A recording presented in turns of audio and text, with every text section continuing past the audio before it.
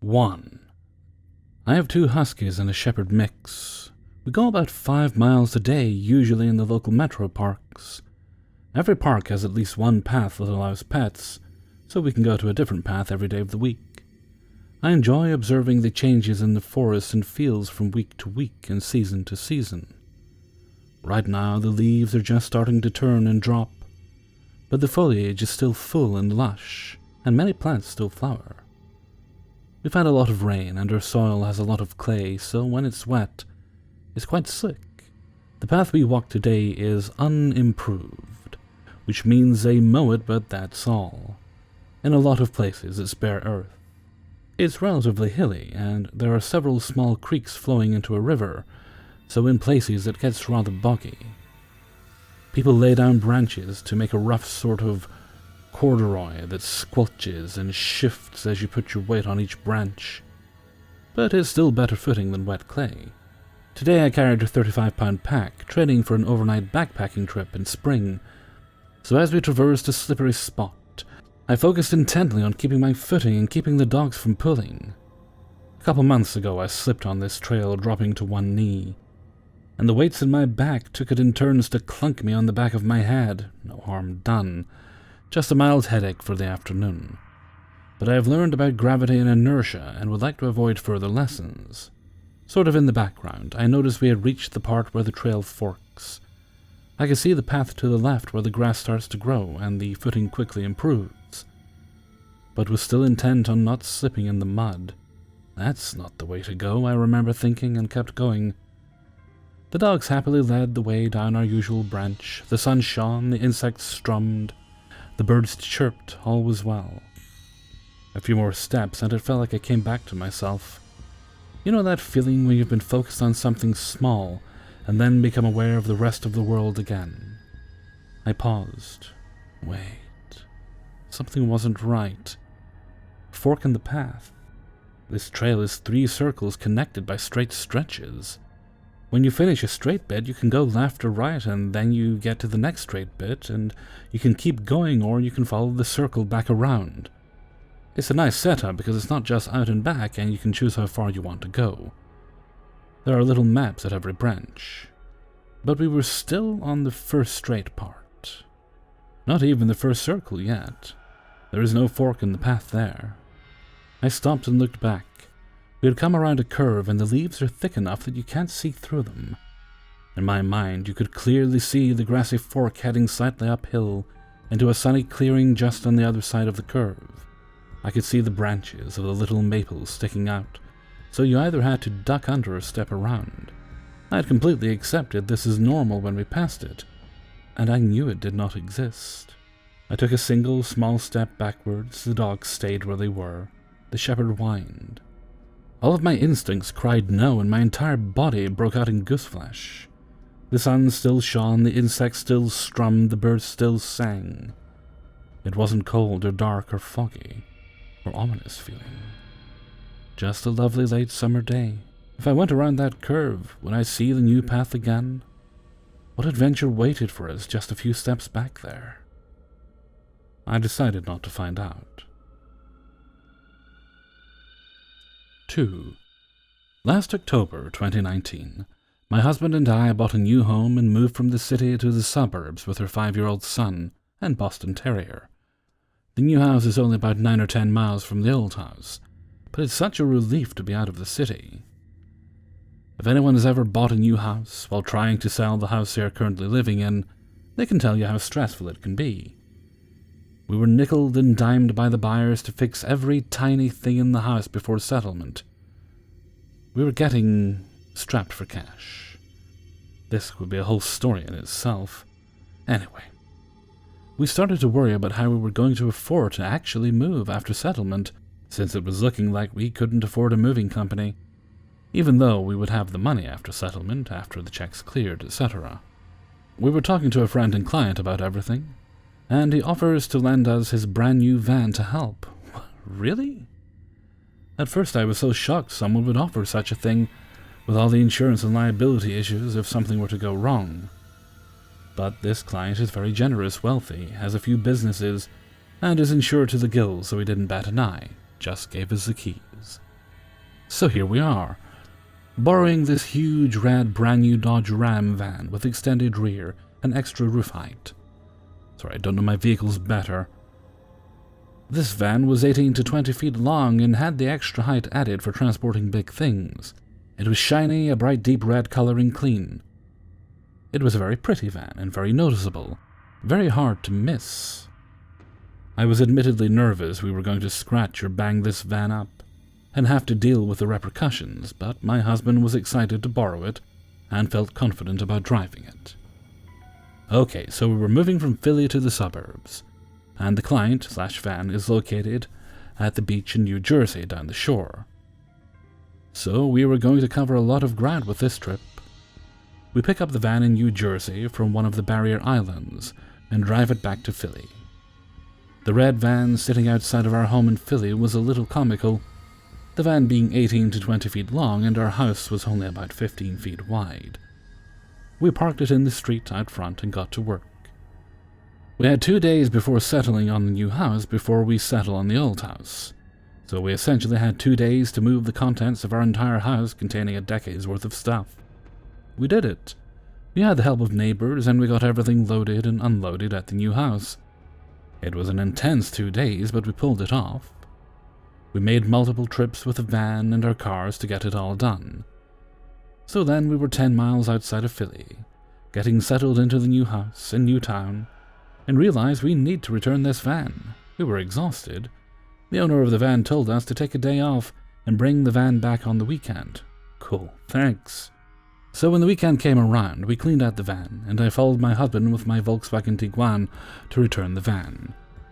Here's where my glitch happens, on the return trip. My husband and I leave at the same time. I'm following behind him, not only to give him a ride back after dropping off the van, but also to make sure nothing happens to him or the van in the way there. I was so nervous about damaging this van. We leave, and because we are not yet acclimated to our new neighborhood, my husband decides to take the route we would have taken if we left from the old house, meaning that he drove us through the city rather than around the city, as we could now do from the new house. Not a big deal, only added an extra 15 to 20 to the drive. If anyone is familiar with Philadelphia, then you know that Roosevelt Boulevard is not a fun strip to drive. I try to avoid it whenever possible. But this day we were en route to the boulevard. For people who don't know, the boulevard is a big, busy highway of sorts that goes right through the northeast part of the city with intersections and residential areas. It has a total 6 lanes in each direction, so 12 counting both directions, but the lanes are divided up in 3s with grassy medians. There are cut-throughs every so often if you want to change which side of the median you're in, and there are also traffic lights sprinkled throughout the strip for cross-traffic, etc.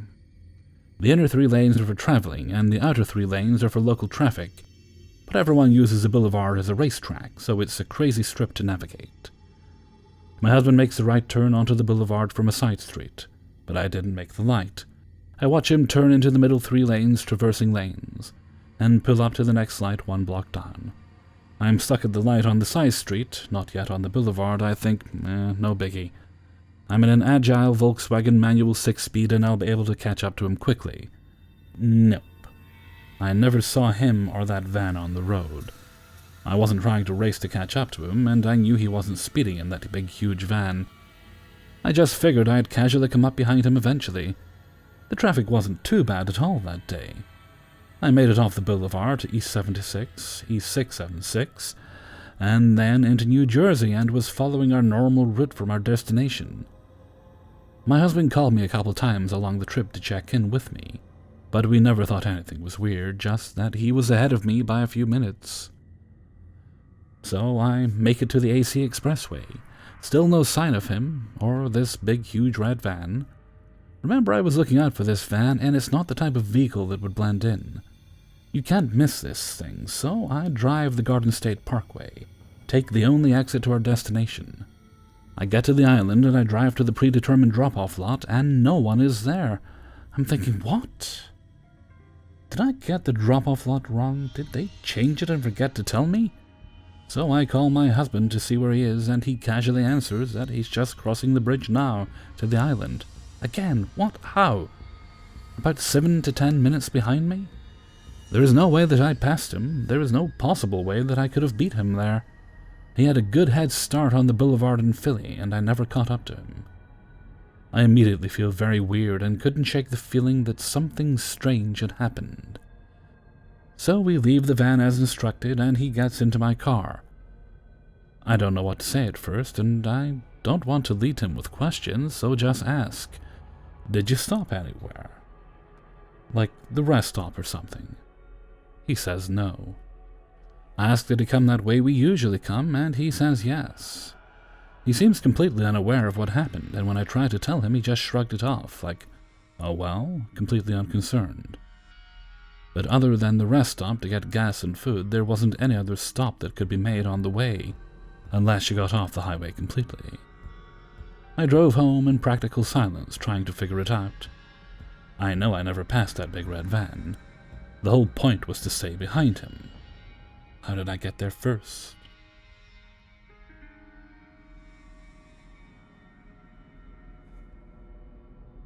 Three. About a decade ago, I was dating a girl who lived out of town. It was Friday. She got out of classes early, so she was going to come and visit me for the weekend. It was one of those first really warm evenings of spring, so I decided that I would have enough time to do a quick bike ride, and then clean up before she got to my apartment. The plan was to bike out on this dirt road up in the mountains, and then at 45 minutes turn around and come back, and that will give me about 15 minutes to clean up before a girlfriend arrived. The last thing I remembered was turning around at the 45-minute mark and seeing the path that went more or less straight up a mountain into the dense forest. It looked like a game trail. I couldn't bike it, so I left the bike beside the road, and curiosity got the best of me, and I just started walking up the path, even though I knew I was on a tight schedule, and I didn't have any time to spare. Next thing I know, I'm back in front of my apartment, just laying in the grass, staring up at the clouds, at the last light in the evening sky. I hear my girlfriend call my name a few times, and I kinda snap back to reality a bit. She asked if I was alright, and I said I went on a quick bike ride, and I guess I'm a lot more out of shape than I thought I was, or something. Because I must have came home and just laid down. The mind is a funny thing. When presented with a solution to missing memories or any other type of glitch in the Matrix, the brain will quickly adapt and suddenly you're like, I guess that makes sense. But something in the back of my mind kept whispering to me that something wasn't quite right. Goosebumps on my arm, but I didn't know why they were there.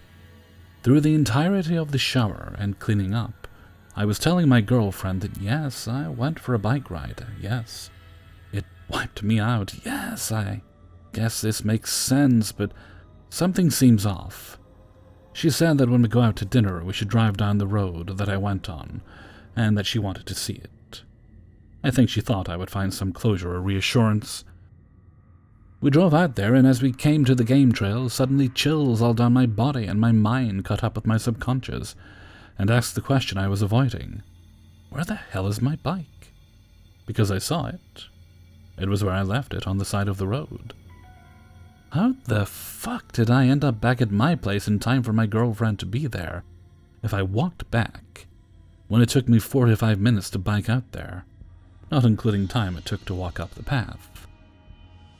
Why the fuck did I decide to leave my bike where it was and just walk back in the first place? Why in the hell can I not remember any of my return trip? 10 years later, and I still can't explain this other than a glitch in the Matrix. 4. I was about 18, and I was not allowed to leave my house when it got dark. Weirdly enough, if I left my house early, I could stay out late, but my parents would never let me actually go out with my car if it was already dark. I decided that I would leave at about 6. It was a cool late September or early October day, I believe it was 2004, and I would drive into a court in my neighborhood and just hang out, and do my makeup until it was time to meet with my friends. I grew up in a very nice area in Long Island, in New York, and the houses were like mini mansions.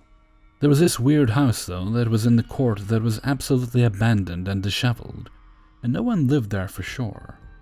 This house was like this for years.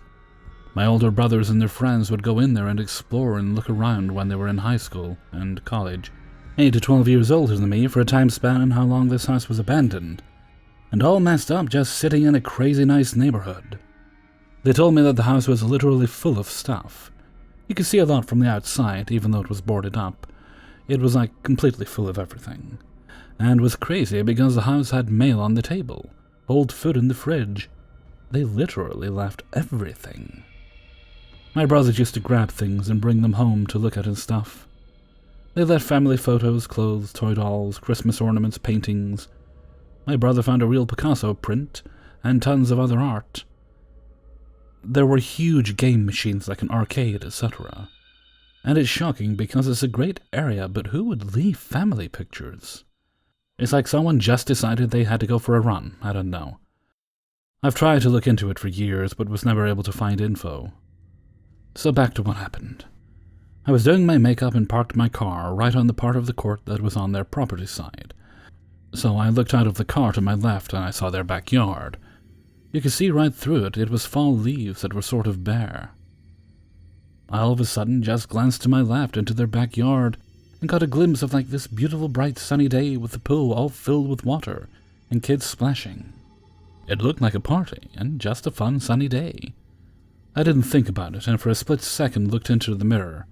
Then wide-eyed and freaking out I looked back like WTF, how, where, what? I literally drove away immediately and told my friend because she always heard stories about that house, etc. I never ever understood what could be or what happened. Maybe I saw some energy from whoever lived there before. Or maybe I saw the future. It's funny because a couple years later they tore the house down and rebuilt another, and a family moved in. I don't know them, but I always wonder if they ever see anything weird in their house. I mean, who leaves family photos? Oh, wait, one more thing. So my brothers brought the pictures, and all of a sudden, one of their girlfriends, an other friend Dave, who just passed away about a month ago, actually pretty young, looked at me. I was probably like 9 or 10 at the time they were going into the house. And there were photos of a girl, I guess the daughter who lived in the house, and it looked just like me. Literally, just a bit older. Really, really weird. I almost forgot about that, actually. Is this a glitch? 5. This happened to me and my roommate in our freshman year of college. I was dating a guy at the time, and he had come over to visit one night. My roommate goes to take a shower to leave us alone and left her keys behind.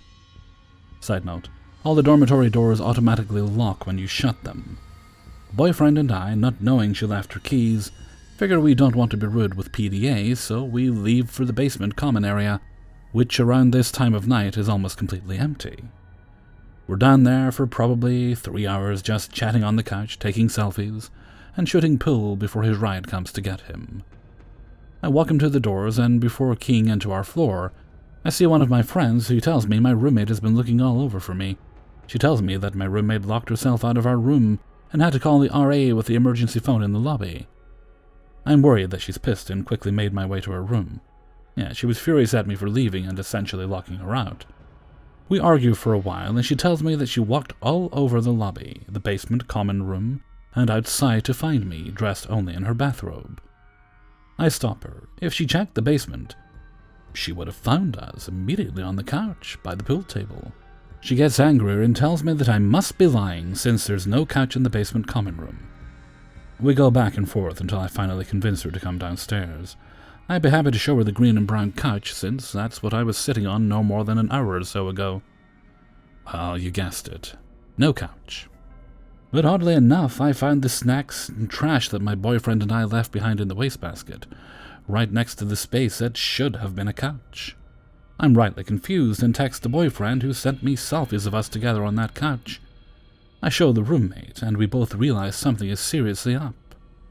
Not only did she pass through the basement 100 times and we weren't there, but neither was the couch. Still think it's a glitch in the Matrix to this day. I've reached out to the friend, the boyfriend, and the roommate to see if they have any photos of that basement from that night. In the meantime, I did pull up photos of my dorm building from the university website, and there are indeed sofas that are exactly the same. 6. I am currently a sophomore at university in Michigan, and I recently experienced something I believe to be a glitch in the Matrix. For you to understand this scenario fully, I have to explain how my dorm hall is set up, and the location of my room within my hall. My dorm is one giant upside-down capital L shape. The main entrance is at the top of the L, with side doors at an angle of the L, and at the end of the bottom of the L. My dorm room is right next to the side door at the bottom of the L. So to leave from that exit, you have to walk past my dorm room. Also, my parking lot is right outside my dorm room, so we would prefer to be allowed to enter the doors near our room. But we have to walk around the entire building instead.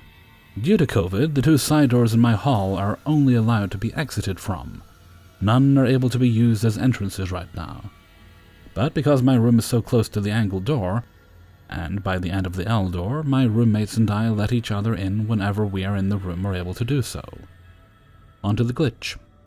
One day after work, last week, I just parked my car and didn't want to walk around to the front of the building to enter, so I asked my roommate to let me in, but to let me into the doors at the angle of the L rather than the one closer to our room, because I had parked closer to the ones at the angle. She says she will, and we clarify which doors. I get outside the door, and am waiting for a good 5 minutes until a random guy sees me outside the windows and lets me in. I get to my room and knock on my door for my roommate to let me in. No answer, the door is locked. Then I see her coming down the hall from where I just came, and she says, "I thought you meant the door's down there," and points to where I just came from. I explained to her that a boy passing by the doors let me in when he saw me waiting. She then goes on to tell me that she was waiting for me as a boy walked by. She said he was the only other one in the hall. We compared what he looked like, and it was the exact same boy. She didn't see him let me in, but he let me in at the same time and place that she was waiting to let me in at. So how did we not see each other? We would have passed one another in some way, whether by the door in the hall or by the dorm room. Her and I are a bit shaken up from this. Can anyone explain? 7. The following glitch experience happened to me around 15 to 17 years ago when I was first dating my then girlfriend, now wife, and I was a new young driver. I think the experience happened around the year 2004 or 2005. And this has relevance for the record. I was not under the influence of alcohol, any kind of drugs, legal or illegal, and wasn't under the weather or exhausted in case anyone suggests. I've never been a great timekeeper and was often late for things. This particular evening I had to arrange to take my girlfriend to the cinema, but I got home from work a little late, and by the time I left home after getting ready myself, we didn't have long to get to the cinema before the film start time.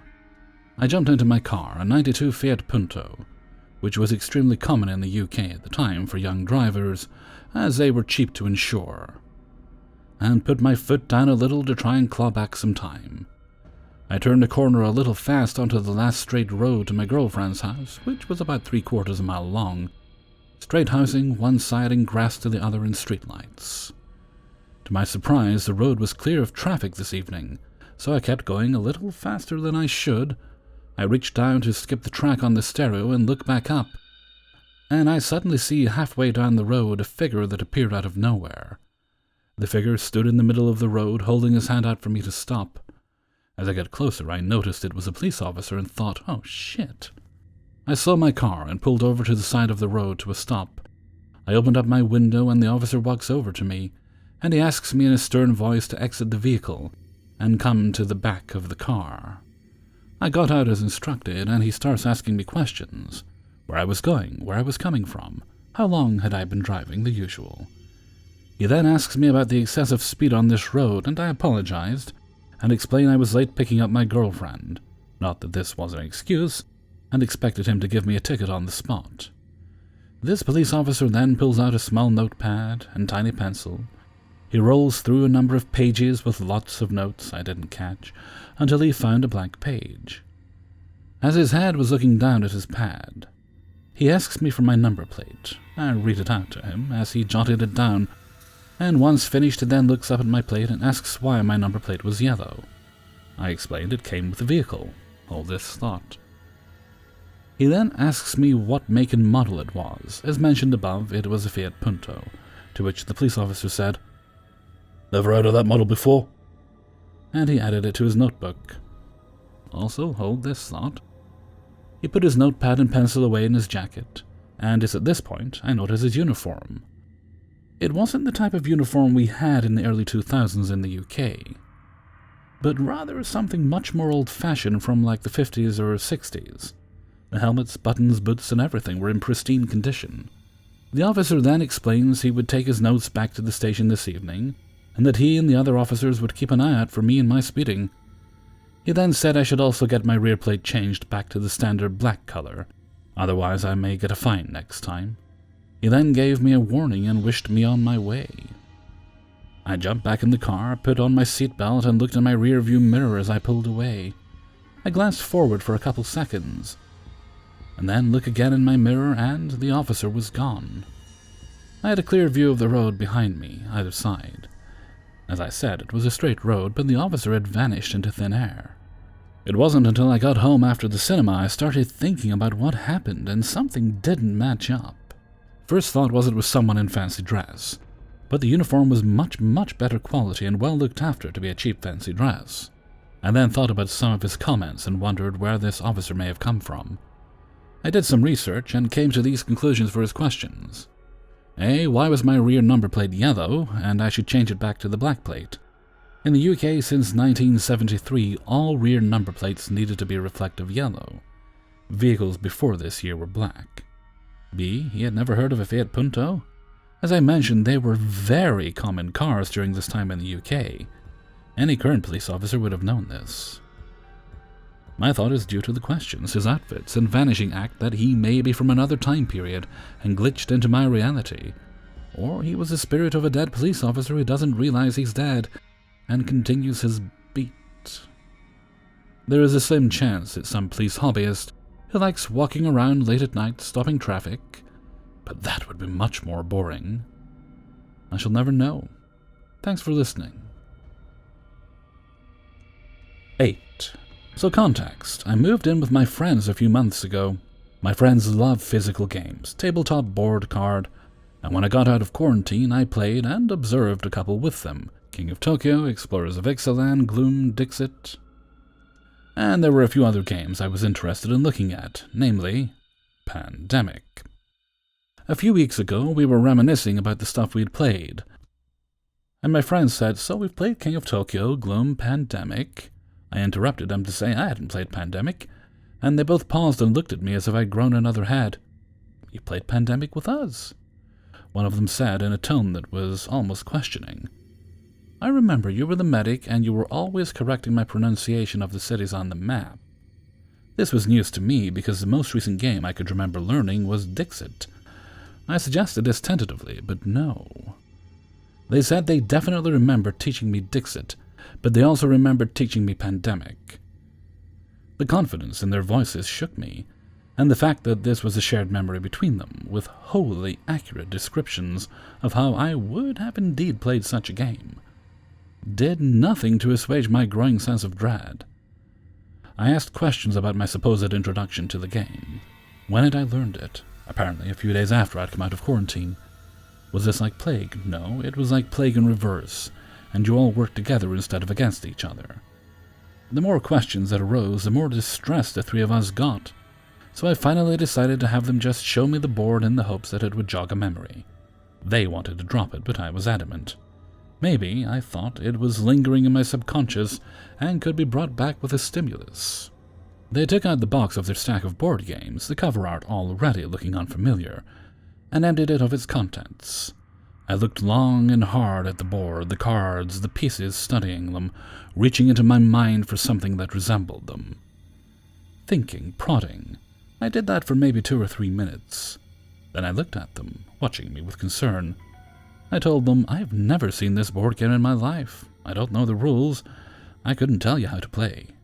Needless to say, we were spooked. My friends put Pandemic away and laughed it off. Nervously, we conjured theories of a doppelganger momentarily taking my place to play a stupid board game. Suggested that maybe because I had signs of PTSD, I had a dissociative episode or something like that. I let it drop, figured it was moot to argue, but it's haunted me since. I've had dissociative episodes before, and I never get a sense of forgetting them entirely. Even if I don't remember the events themselves, I tend to remember vague impressions of experience. How I felt the basic flow of a game is played.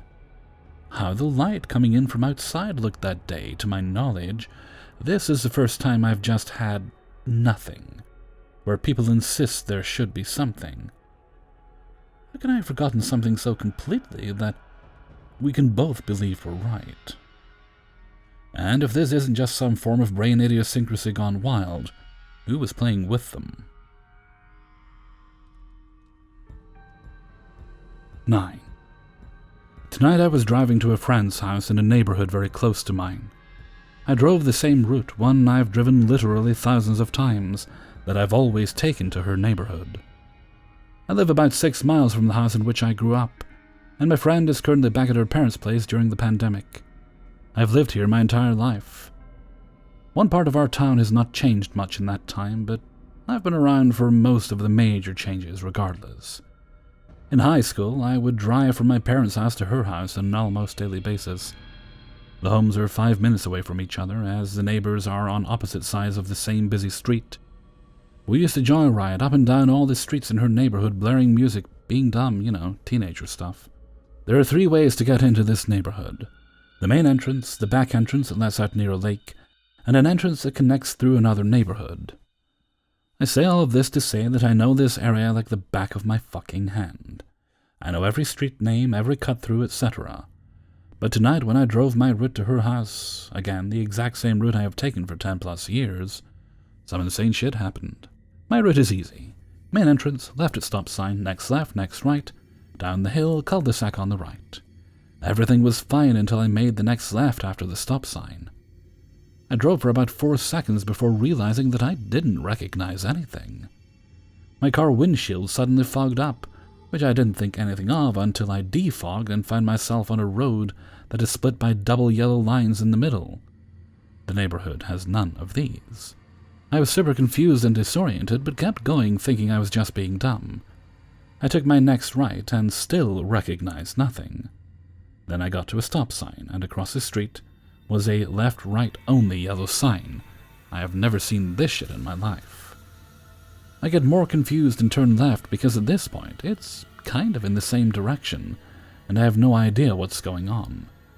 I stopped my car dead in the middle of the road right after I turned. Up ahead was a huge downward hill that was densely lined with trees on each side. You know that part in Lord of the Rings where Frodo and Sam are headed to Bree and Frodo sees the forest path elongate before him as the Black Rider is approaching? Yeah, it was that vibe. I knew beyond a shadow of a doubt that something was seriously messed up at this point. So I turned back around, I retraced my steps and went back to the front entrance, turned around, came back in, and thought, let's try this again. I took the exact same path as before and made it to her house within 3 minutes. Turns out that's not the only weird thing that's happened recently. I told my friend what happened when I got to her house, and she said that yesterday she and her sister had gone to a yard sale in the neighborhood and had driven separately. She had left to go somewhere else, and as she was waiting to turn out of the neighborhood, she saw her sister turn in and waved at her, but her sister didn't look at her. So she called her sister to ask if she saw her, and she was at home. The entire time. Sister had gone straight home after the yard sale and hadn't even left the neighborhood. Her mom confirmed it and everything. I don't know what happened then or tonight, but I genuinely believe I have just experienced my first legitimate glitch in the Matrix. Also, I could not get the window fog to go away until leaving her neighborhood and coming back in. Up until that point, it had been super difficult to see. But after re-entering her neighborhood, it cleared up almost immediately and didn't come back. 10. A couple things to be noted before I venture on. I was not on any medication at the time this story took place. I don't have any mental illness that could cause hallucinations. Okay, now that's over with, allow me to continue. My wife and I have 2 kids. At the time this story took place, my oldest was 8 and my youngest was 4. The house we were living in was 2 stories. The downstairs was just the living area. A dining room, a kitchen, and a half bathroom. All of our rooms were situated upstairs and bordered a loft that we hung out in during the day. It was a normal night 2 years ago. After getting the kids down for bed and enjoying some downtime together for a couple hours, we crawled into bed around 12:30 a.m. Normally, I'm completely wiped out and fall asleep almost immediately upon hitting the pillow each night. My wife has insomnia and will often dink around on her phone until she gets tired. This particular night, however, my wife was exhausted while I was wide awake. The only reason I got into bed is because I had to get up at 4 a.m. for work. After we had some pillow talk for a couple of minutes, we kissed and said goodnight. Not soon after, my wife was dead asleep while I was laying there trying to get tired, enjoying the silence of a house that is normally consumed with the chaos my kids like to fill it with. All of a sudden, amidst this dark silence, I heard the doorknob to one of my kids' rooms jiggle. This was followed by the quick rustling of footsteps and a loud plop of a butt into a beanbag chair. These beanbag chairs were positioned in front of the TV that was about 4 feet away from the door to my wife and I's room. Irritated that they had gotten up in the middle of the night, and with my wife asleep, I got out of bed and stumped my way to the door. My mouth was open and already taking in the oxygen to say, "What are you doing up?" To whichever kid woke up when I opened the door. But something was weird when I opened it. No one was in the loft. Not in the beanbag chair, not on the couch, no one. An immediate sense of dread washed over me as I surveyed the dark loft. Am I going crazy? I thought to myself. I turned on the light to the loft to make sure I wasn't. Sure enough, no kid present. Starting to freak out, I began to analyze what I just experienced. Maybe whoever it was ran back to their room really quick. But then I realized that the last sound I heard was a plopping of a butt into a beanbag chair. Everything after that was dead silent. Just to make sure, I went into each of their rooms. They're terrible at pretending to be asleep, and always start laughing, so I knew I would know right away. I checked my oldest room first. I approach his bedside and see him completely passed out, mouth open, drool going down his cheek, and a slight snore. I said his name 3 times and even nudged him, no response. Okay, it definitely wasn't him. Then I go on to my youngest room, who I originally suspected was the culprit. I approach her bedside and am greeted with almost an identical sight. One hand at her side and the other draped peacefully next to her head on the pillow. Her mouth is open and she is slightly snoring, with a perfectly rhythmic breathing motion. I also said her name multiple times and nudged her only to receive no response. I couldn't think of any other way to figure out what had just happened. We kennel our 2 dogs every night, and they aren't allowed upstairs to begin with. All I was left with was terror. I know what I heard. I distinctly remember the sound of a doorknob turning, the sound of footsteps quickly scurrying across the floor, and a loud plop into a beanbag chair that was right outside my bedroom door. It was in the middle of the night in a quiet house, and we lived in a very quiet neighborhood. I wasn't on any medication, I wasn't overtired. Hadn't even come close to falling asleep. I even talked to my kids about it the next day, and they swear up and down that they didn't wake up until the morning. Neither of them have ever had any episodes of sleepwalking either. I've chewed on this ever since that night, and still haven't been able to reconcile what happened. Thanks to those who made it this far. Any insight would be greatly appreciated, as I have chalked up that night as an unsolved mystery. 11. Back in 2013 to 2014, I lived in Portsmouth, New Hampshire, and it was working a recruiting job on the Pease Trade Port.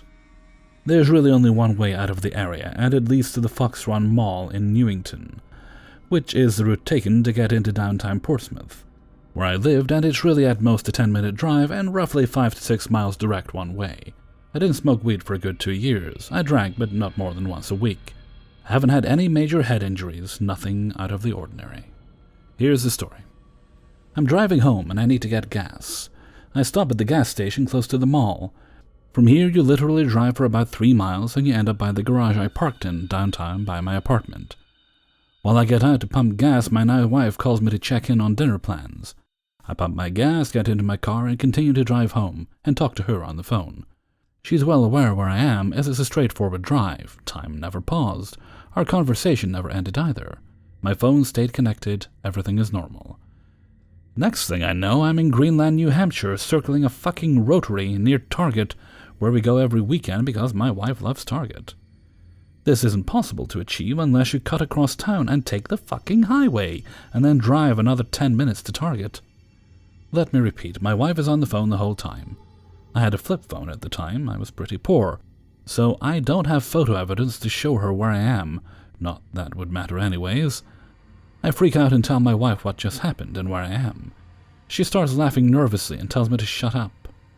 I start feeling sick to my stomach, pull over and vomit because I can't explain how I literally teleported in my car from being in Portsmouth to Greenland, New Hampshire, in the total opposite direction which I intended to go. My wife refuses to talk to me about it because she knows I'd never make it up, and heard in my voice how shook I was, and also saw the brown blood vessels on my lids, which I get when I vomit. I genuinely think the only explanation is that I jumped a timeline or universe, was either fucking abducted by aliens, or that there was a glitch which sent me off in a direction that my wife and I always end up together on the weekend, because her and I were on the phone. Where I did work at the time was located near a military base, which was closed around the same time I lived there.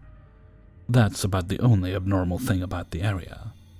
Has this happened to anyone else? As in, has anyone else ever been on a live phone call with someone and experienced a glitch? I've also been thinking a lot lately about this event. My life following drastically changed for the better.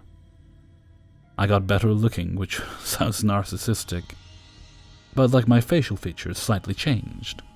I got a way higher paying job like 2 months later. My dog my wife and I shared went missing and passed, yet we never saw the body. My family split. All of this happened within 1 to 3 months following. Thanks for listening, what has plagued my mind for years, and I wish I had an answer to. 12. When I was 14, I had my first job working at my parents' restaurant. Every year we did a Secret Santa party. I had drawn my mom's name, and I was excited that I had so much of my own money to spend. I remember buying a gold ring that was studded with tiny sapphires and diamonds in a sort of loop. I bought it at Cade Jewelers, and it cost $225. Since it was for my mom, I wanted to get something really nice. On the night of the party, I was getting dressed in my room with my aunt, and she told me my mom was about to come in. I had just shown her the ring, so I opened the top right drawer of my dresser, lifted a pair of jeans, and tucked the ring, which was in a little black velvet box, right underneath before shutting it. We finished getting dressed after my mom left. When we were about to leave, I went to grab the ring so I could put it in the gift bag. I lifted the jeans and the box was gone. My aunt didn't take it. I would have seen her do it. Neither of us opened any of the dresser drawers. I took every piece of clothing out individually, shaking them out, searching the pockets. I did the same to every other drawer, even though I knew which drawer I put it in. The ring was gone, and I apologized to my mom. Fast forward 2 years, we had moved twice. Each time we moved, we would take out the drawers of our dressers and wrap them in plastic to make everything easier to carry. Throughout the 2 years, I rearranged the contents of my drawers multiple times, moving things in and out or just around. My left middle drawer was where I liked to keep certain jewelry items, but I would shove them into the back left corner and put clothes in the drawer as normal. I remember going into that specific drawer one day when I was 16. I was keeping jeans there at the time. I opened the drawer and lifted a pair of jeans right at the front of the drawer. There at the edge was a little black velvet box. The first thing I thought was, "You've got to be kidding me!" I opened it, and sure enough, the ring was in there. I had searched everywhere for that ring. At 14, $225 was the most money I had ever seen at one time. I took every piece of clothing out of every drawer. I searched through my little jewelry section and opened every box multiple times. I got rid of clothes and bought new ones. I moved twice. I rearranged my clothes every few months at least, and I kept my jewelry towards the back. When I put the ring under the jeans, it had been at the very front of the drawer.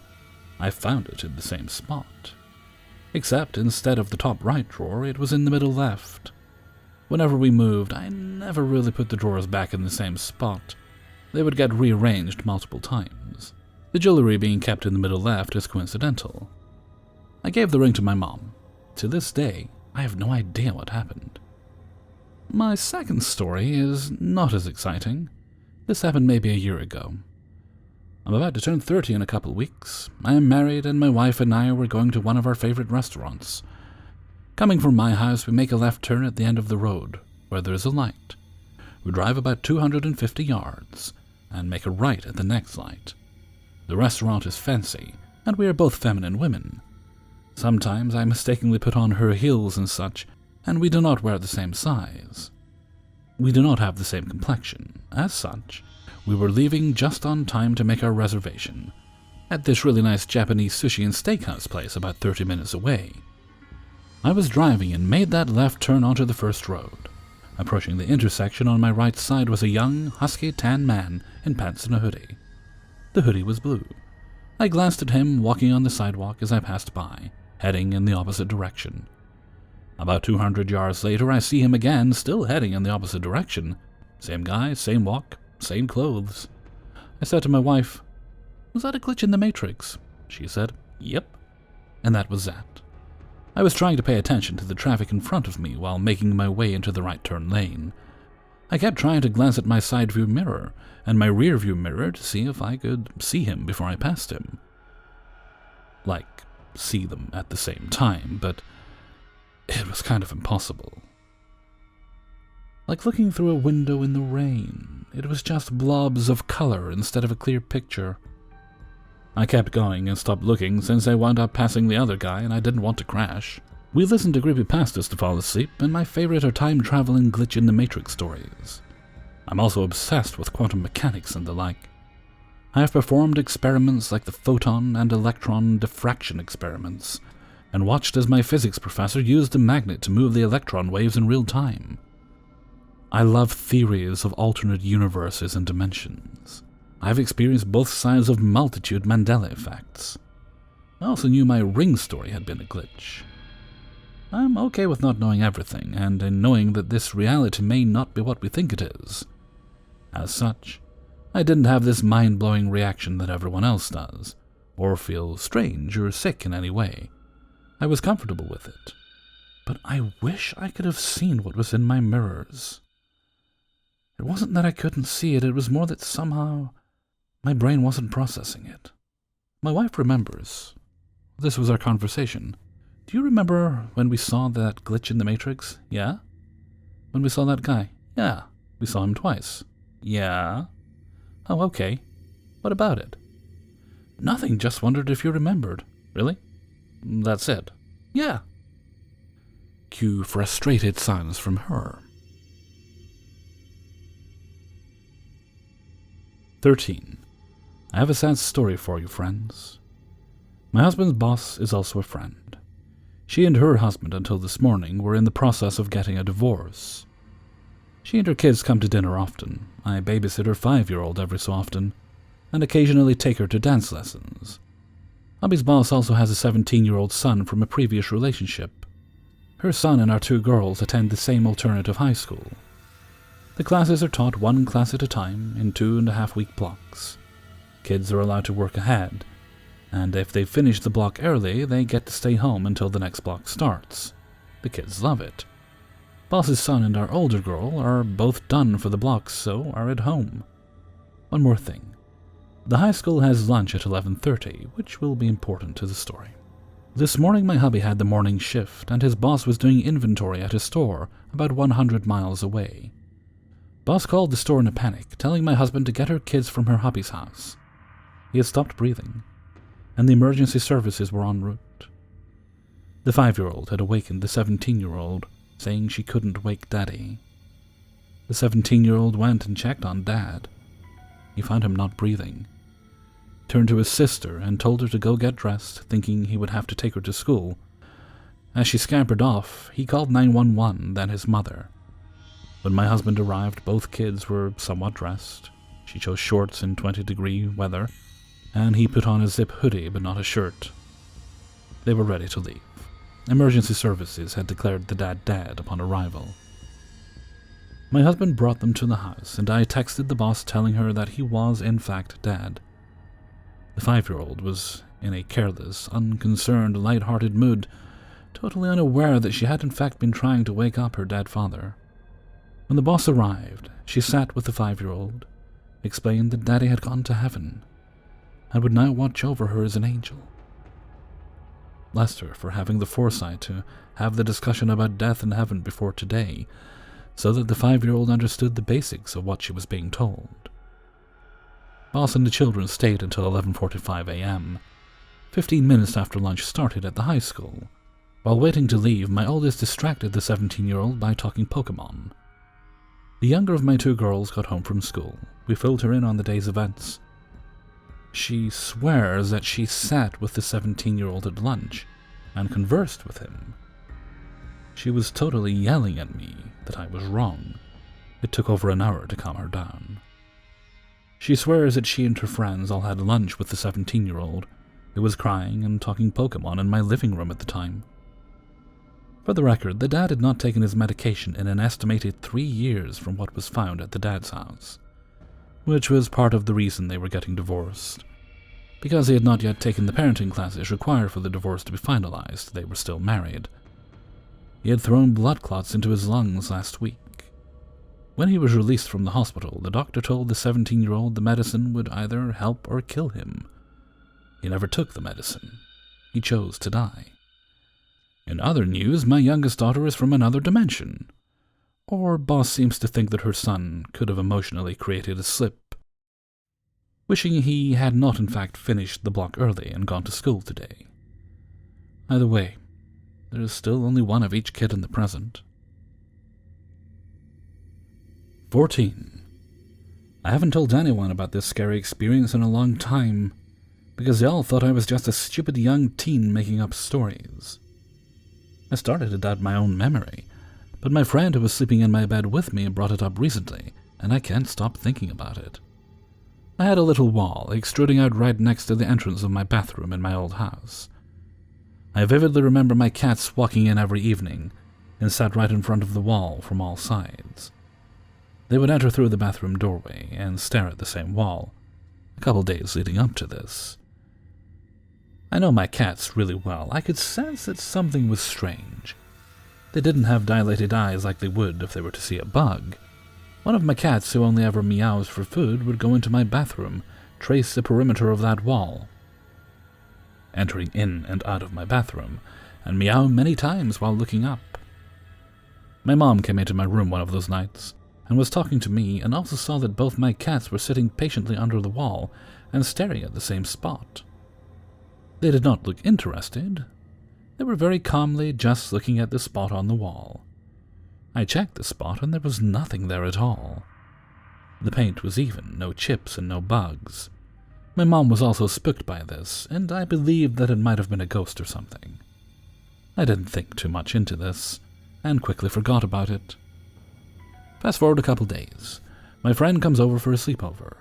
We always sleep next to each other in my bed. We went to sleep, turning off all lights and such. In the middle of the night, we were both awoken by the sound of a man talking on a radio, coming from the wall my cats were so fascinated by, and my table lamp at my desk in the opposite corner of my room would be on. I can't exactly explain this sound. It sounded like the most standard man talking on a radio voice. Like an old radio man voice, the voice from, I don't know, like back in the World War days? Exactly like a man talking on a radio in Fallout. It was cutting out a lot. I don't even know if he was speaking English. It sounded like a bunch of syllables put together, with it cutting out between each one. I stood up to go turn the lamp off, but I was so tired I just passed out sleeping right away, and so did she. But it happened again, the exact same thing. This time I woke up a split second after her, and she was in the middle of saying, "What the fuck?" And I just went to turn the lamp off, and dozed off back to sleep, while she was super scared and was sitting up. I just remember falling back asleep and waking up to see her sleeping next to me. I honestly thought it was a dream because we never talked about it the next morning. I've just been freaking out a little bit because she texted me for the first time in years asking if I remembered that. I know it couldn't have been a prank by my brother or dad, only my mom and I lived in that house. It was the same house where all my forks disappeared for a day and my mom freaked out. She thought there was a robber or such, but I highly doubted that. I thought she had somehow just misplaced them all at once. The organizing tray in my kitchen drawer had everything but forks. They all slowly started showing up in the tray over many weeks. But no one's going to believe that story, so I don't tell it. My mom never mentioned anything more about it. I just know I still have the same forks as I had a long time sitting in a kitchen drawer in my new house. 15. When I first met the love of my life, we lived 2,000 miles apart. We connected through a video game and began chatting largely out of boredom. But we clicked immediately. There were a lot of oddities about our relationship, apart from the distance that divided us, but most don't fit in the scope of glitch stories. Impossible déjà vu, dreams, too many coincidences to be rightfully able to name them coincidence. He believed there were signs that we had met in alternate realities. I liked the idea, the whimsy of it, but I'm not certain I truly believed it before the glitch. To understand the glitch, we have to go back to 2016. That was the year my best friend, who also happens to be my niece, got married. She asked me if I would be a part of her wedding. She said throughout her entire life, I was the one person she knew she could always turn to about matters of the heart, and if somebody was going to bind her life to another's, then she wanted me to be the one to do it. She asked if I would be willing to become ordained so I could perform the ceremony. I was honored and, of course, said I would love to.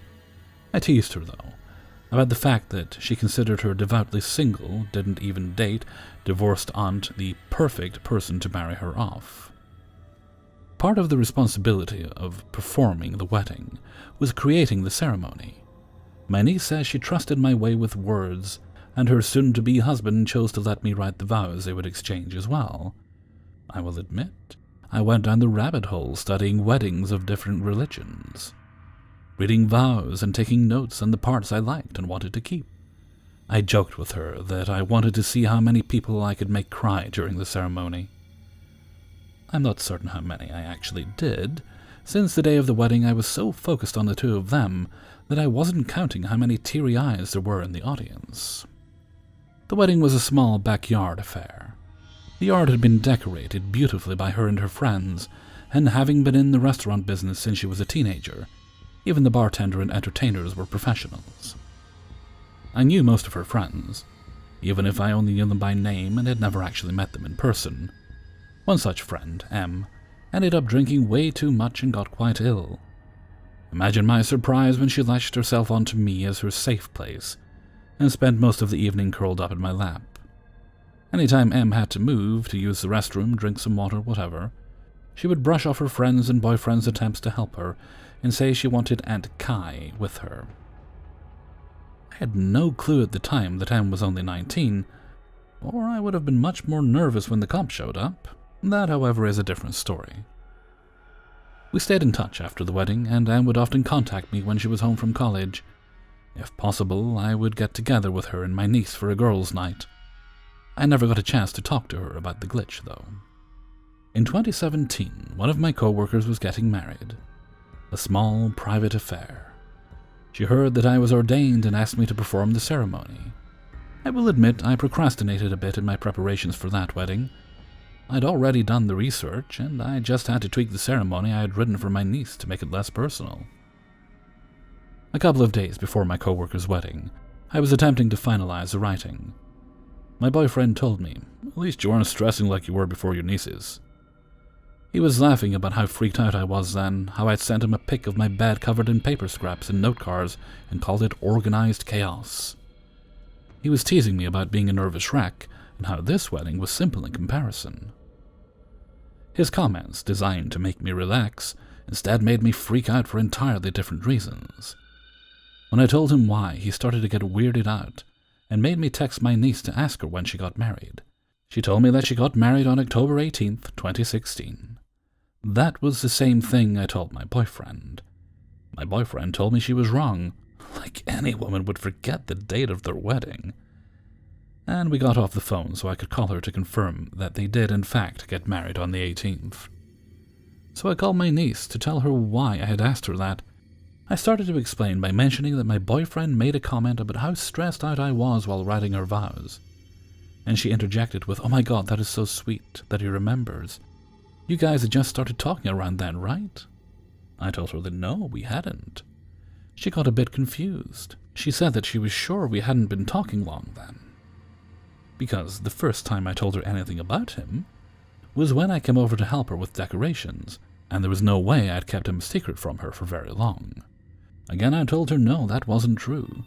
She continued to try to convince me that was the first time I told her anything about him, and even goes on to describe the pictures of him that I'd shown her and M. Now let me remind you, the first time I ever met M was at the wedding.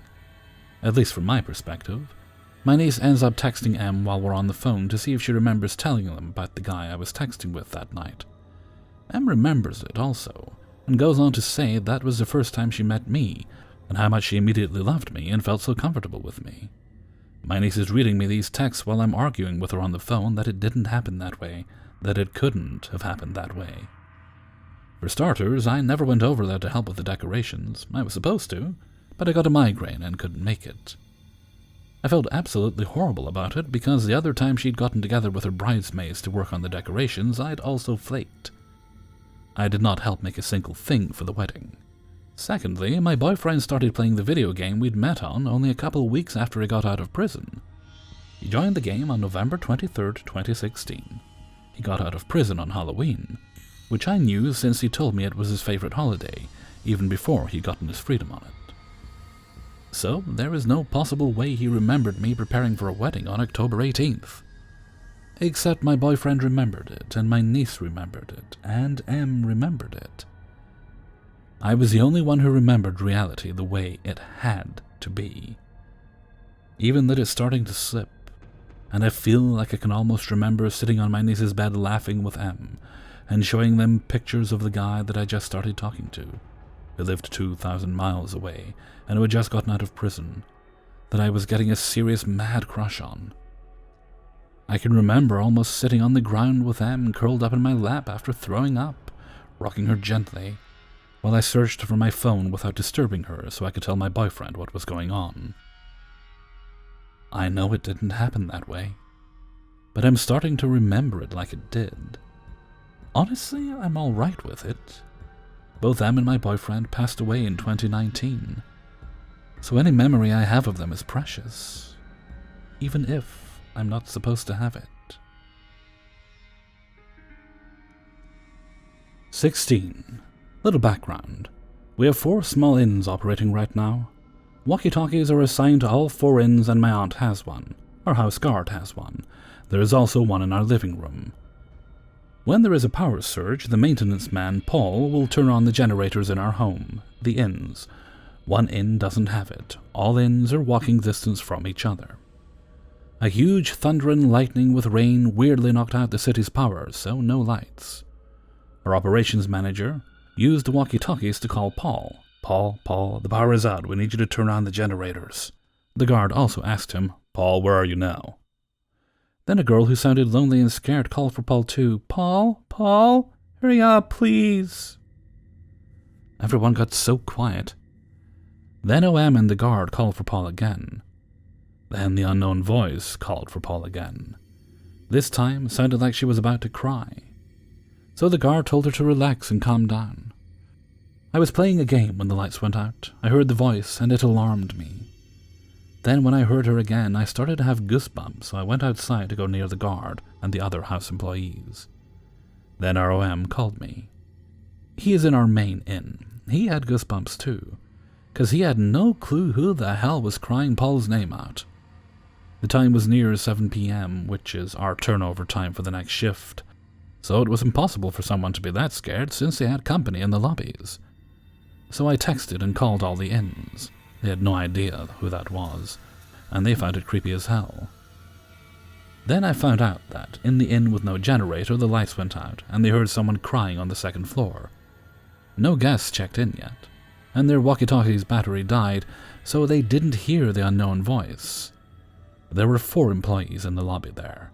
3 of them ran out when they heard someone scream and cry on the second floor, leaving one who was still counting inventory items on the lobby. She said she couldn't move because of how scared she was. The weird thing is that the voice is so clear, like it was crystal clear. And for a cheap walkie-talkie with heavy rain in the background, WTF.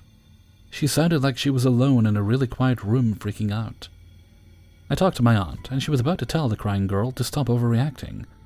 but the guard already told her to calm down, so it wasn't my aunt, and she isn't easily scared. So, in 1, OM was the one using the walkie-talkie. In 2, her voice is different and not alone in the lobby. In 3, she has the sinuses, so her voice isn't that clear, and she wasn't alone in the lobby. In 4, Dad walkie-talkie with creepy shit happening on the 2nd floor. Everyone who heard her found it creepy as hell, and even some guests who were in the lobby found it creepy too. Or there is a possibility that it could have just been someone with a really good walkie-talkie that got in our frequency and was just screwing with us. 17. So I have recently moved to a new city for school that I don't know a lot about. But about a year prior I had ordered a one-wheeled electric skateboard thingy, and figured I might as well try and rip down some of the local hotspots to meet some people in the late evening. To get downtown I have to cross our river valley, which to my knowledge only has one pedestrian bridge in my vicinity. As I approach the bridge, I notice these 2 ladies standing on the meridian in the middle of the road, just talking to one another. At the time of me passing them, the traffic was at a standstill, so I was rather confused on what they were doing in the middle of the street. I gave them quite a long glance just out of pure curiosity, and realized that they had some severely comical features. Eventually, I thought nothing of it as I continued on. About 3 minutes later, I had arrived at the pedestrian bridge and crossed it. I continued down a riverside path for maybe 5 minutes when out of the corner of my eye, I saw 2 figures standing on the side of the path. It was the exact 2 Garfield-esque ladies I had seen talking on the meridian 10 minutes prior. I was not under the influence of any substance and have no history of mental illness. These were the same people. Now here's where it gets weird. Keep in mind that I was not walking these trails. I was on an electric skateboard at an average of 22 kph, about 14 miles an hour, and I had not encountered these ladies on the trail prior. Originally I thought, oh, they must have driven to the other side for some reason. Then it occurred to me that when I was near traffic in the area, it was not moving at all. We're talking LA traffic kind of standstill. As I carried on, I was put off by this fact. And then the nail in the coffin occurred to me that even if they did manage to sneak through traffic, that there was not a parking lot within that vicinity that was less than a 10-minute walk away. So no chance they had walked, as I had taken the only pedestrian path to that location. No parking lot within the time frame of them being in that spot. Traffic was unmoving practically the entire time. To my understanding, there is no logical possibility of them making it to that spot in the time it took me to reach that section of the path. I double-checked the trail map and confirmed that there were no other bridges in the area that they could have come across. This event left me visibly shaken and confused. Any ideas about what may have occurred are welcome.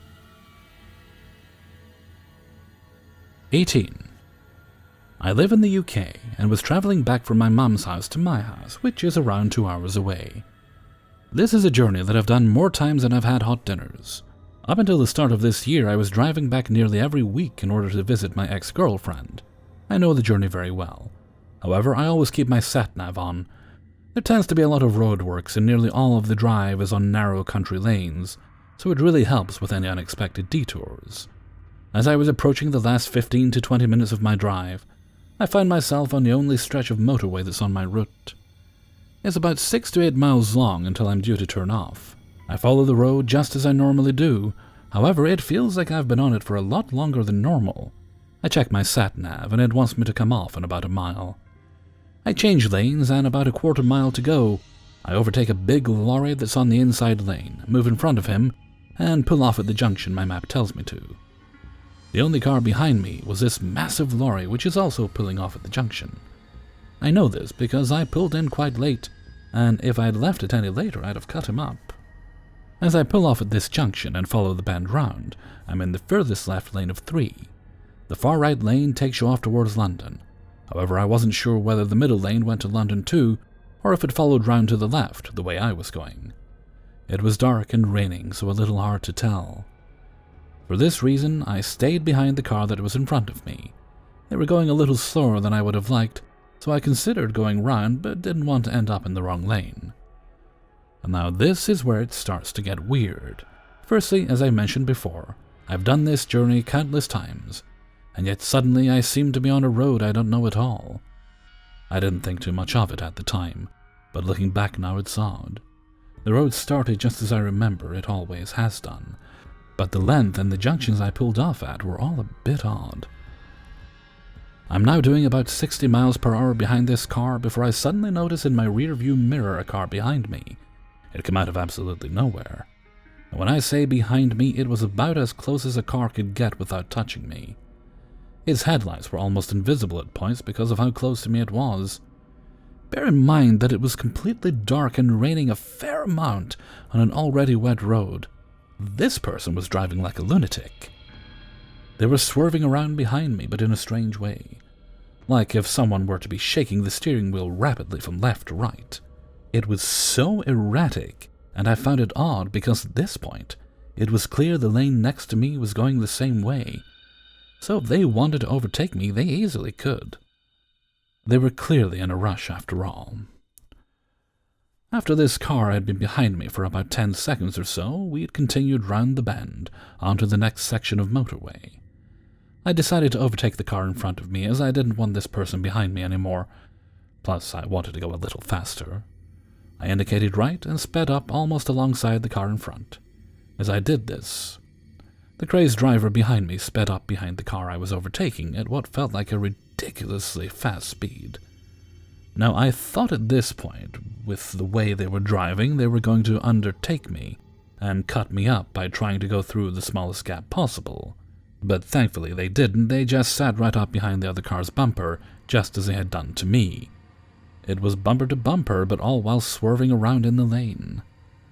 I felt compelled to look at the car and the driver as they were now parallel to me. This was odd in itself, because this is something I never normally do.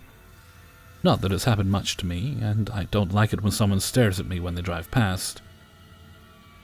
I looked left out of my passenger window to see what kind of person was behaving so recklessly. I looked through the window to see absolutely nobody driving the car. There was no one in the driver's seat, no one in the passenger seat. I'm so absolutely sure of this.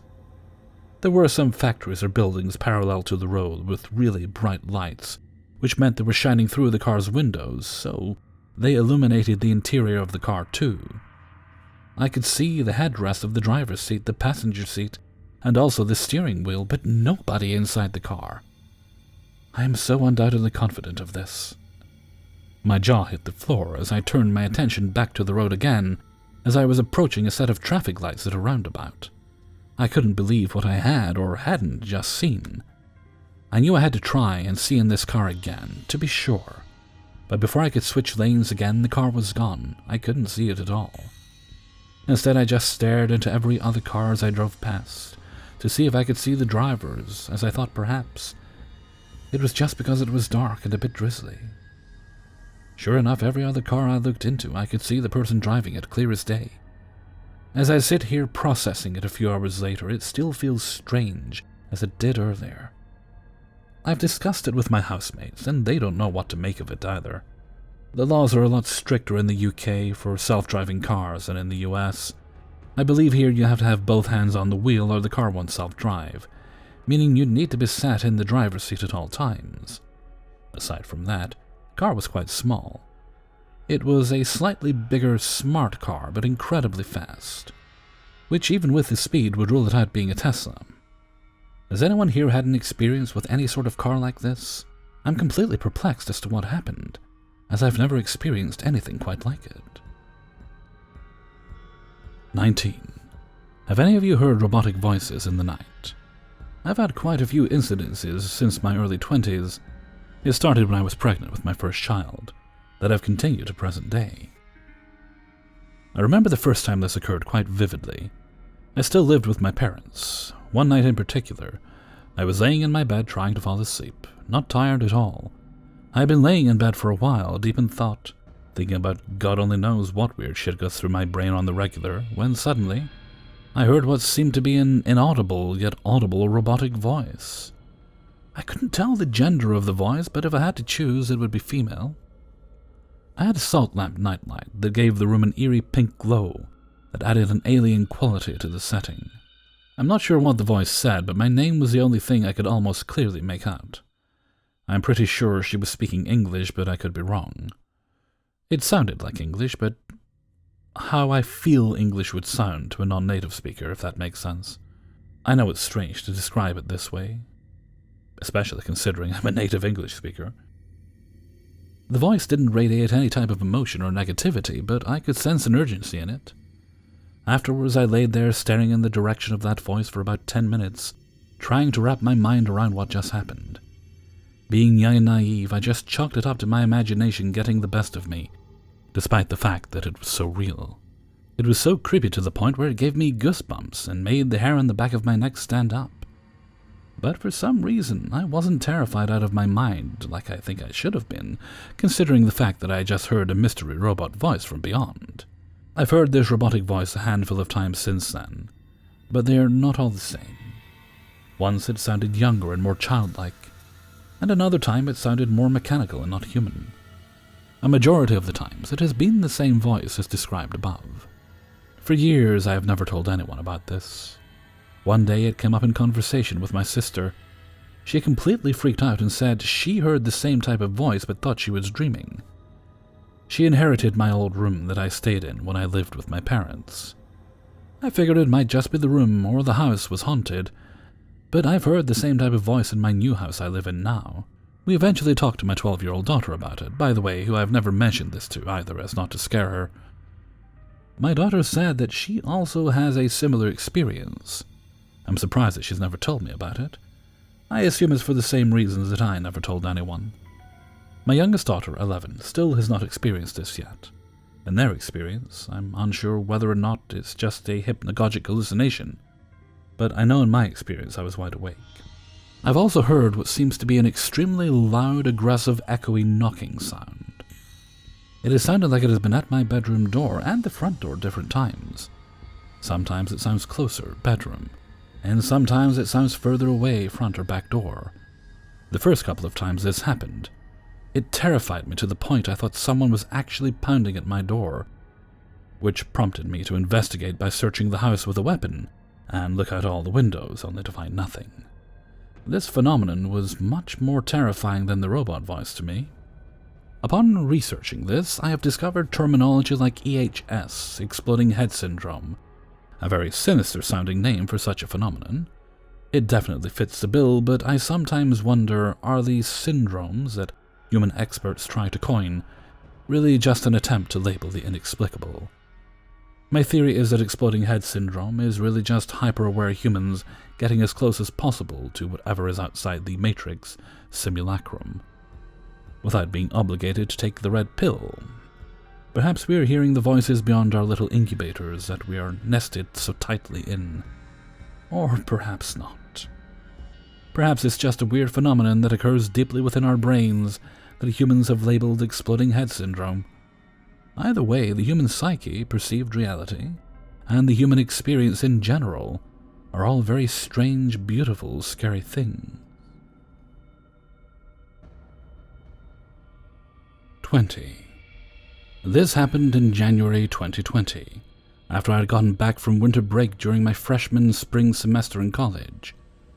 I was courting this guy, not officially dating yet, and we'd like to take long walks around campus together at around midnight or 1 a.m. every night. I don't know at what point we realized it, but everywhere we went, the sprinkler systems would turn on. We would often switch up our routes and explore different areas of campus, and everywhere we went, the sprinklers would just turn on and start spraying the grass nearby. We shrugged it off as just coincidences, but then one time it rained all throughout the day and night, and when we went on our nightly walk, the sprinklers yet again turned on.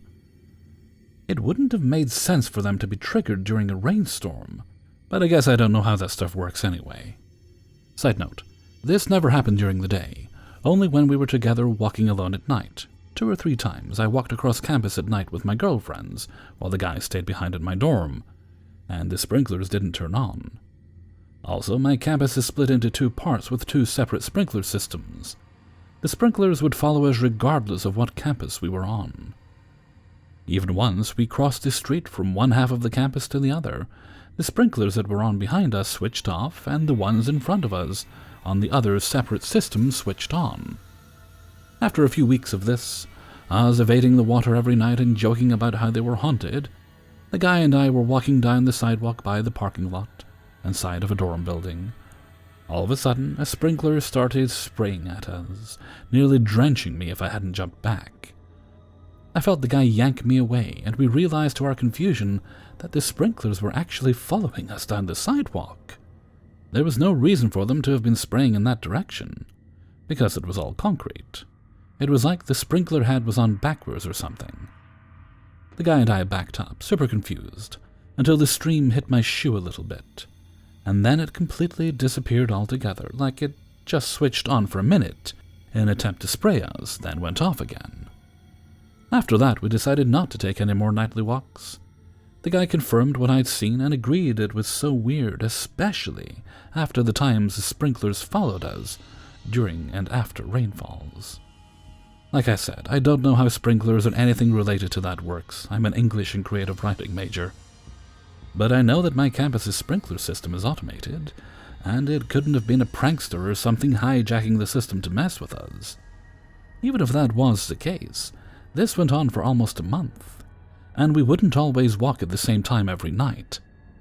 I doubt anyone would have that sort of dedication to mildly annoy two freshmen. The last incident with the backward sprinkler turning off and on so quickly made me start believing that the sprinklers were actually haunted, or I was experiencing some sort of glitch in the matrix. That guy and I had a mutual breakup a few months after the pandemic started. When we left to quarantine at our respective homes over 1,000 miles away, and struggled with maintaining a long-distance relationship. So I wonder if this might have also been a warning of sorts against catching feelings because of the circumstances to come. I wish I'd listened. I miss him, and this wacky memory is one of my favorites to tell and hear people try to figure out. Hopefully I'll see him again soon when campus reopens, and we can go on our walks again, testing the haunted sprinklers. What do y'all think? Hey everybody, Hellfreezer here, and thank you very much for listening to Glitch Monthly, number 15. And thank you very much to everybody who allowed me to use and sent in stories for use in this video. Right, I have a few shoutouts to do, so let's make sure I don't forget any. We'll go through the list. It's a big list. Get the stories done. Right, that one is an Instagram credit. They didn't ask for a shoutout. Oh, what the hell, we'll give them a shoutout as well. Okay, first one goes to Little Miss Taylor, or Taylor, and I will link to her Instagram story in I will link to her Instagram page in the credits, and I believe, yeah, that's fine, just the Instagram credit. And then next up after that one, come on, radio. There we go. There's the next one. Shout out to the author of the story about the ladies by the river. That is Barack Iguana 215. Thank you very much, Barack Iguana, for letting me use your story. And up after Barack is the story about the robot voices in the night, and that goes to Esmarine. Reddit user Esmarine. Thank you kindly for letting me use your story, Esmarine. Okay, and the final one is the Haunted Sprinkler story. There'll be a YouTube and Instagram link as well. That is Reddit user Jane Conquest. Thank you very much for letting me use your story, Jane. Okay, and I think I'm going to wrap things up there for now. So until next time, thank you very much for listening, and take very good care of yourselves.